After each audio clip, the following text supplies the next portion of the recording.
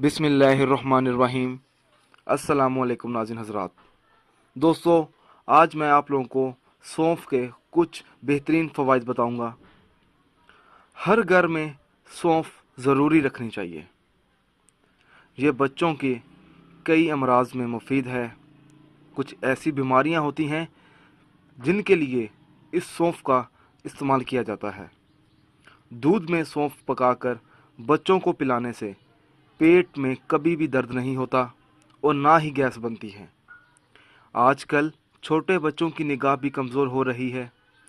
इसके लिए थोड़ी सी सौंफ बच्चों की जेब में डाल दिया करें ताकि वो बच्चे चलते फिरते खा लिया करें।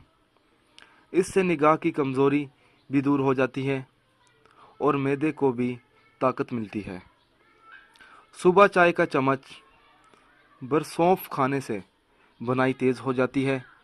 पुराने नज़ला के लिए अमूमन औरतें रात को सोते वक्त एक बड़ा चम्मच सौंफ और 11 बादाम खिलाती हैं या खाती हैं।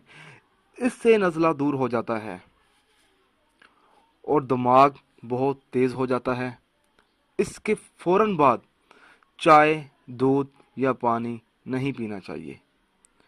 कुछ लोगों का हाजमा ख़राब रहता है और उसकी तकलीफ़ से निढाल हो जाते हैं। जहाँ कुछ खाया पेट में दर्द हो जाएगा, तो ऐसे शख्स को चाहिए कि सौंफ में थोड़ी सी चीनी मिलाएं और सुबह व शाम एक छोटा चम्मच खा लिया करें।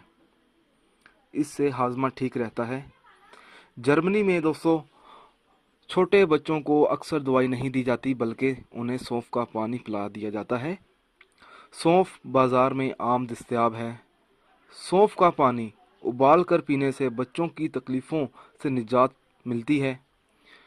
दोस्तों, अगर आपको सौंफ के फ़वाइद पसंद आए हैं तो मेरी वीडियो को लाइक कीजिए और शेयर कीजिए। साथ ही मेरे channel Zoya life health care को सब्सक्राइब करना हरगिज़ ना भूलें ताकि आपको आगे आने वाली वीडियोज़ की मालूमात मिलती रहे। जज़ाकल्लाह।